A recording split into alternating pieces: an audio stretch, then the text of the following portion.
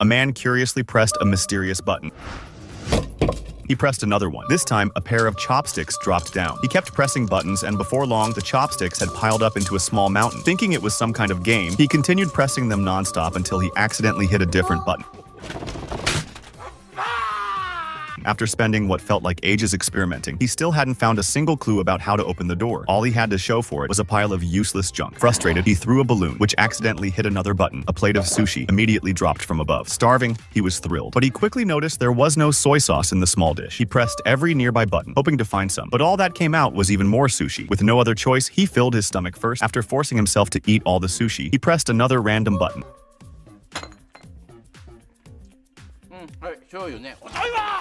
By then, he had been trapped inside the room full of mysterious buttons for an entire day and was on the verge of going crazy. After taking a short break, he pressed another button. This time, an exit suddenly opened behind him, but before he could react, it closed again. He couldn't remember which button had opened it, so he had no choice but to test them all again.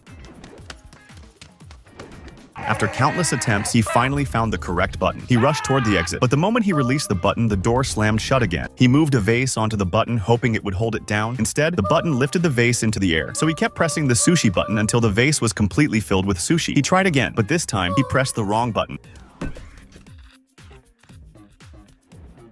Frustrated, he kicked the vase and shattered it. He was completely defeated. Then he tried using sushi itself to hold the button down. Next, he used tape to keep the button pressed. When it didn't pop back up, he immediately sprinted toward the exit.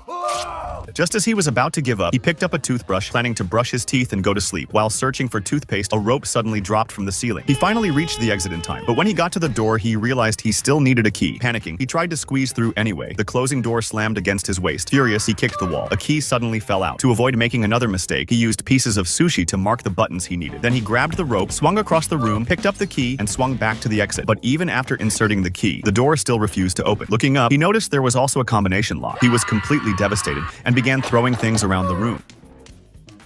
Then he suddenly noticed 3 numbers written on the mannequin's head. That had to be the code. Confidently, he entered the combination one more time. The door finally opened, but behind it was nothing more than a tiny cramped space. He fell into complete despair. For a moment, he even missed being trapped inside the room, where at least he had everything he needed. Then he suddenly felt a gentle breeze.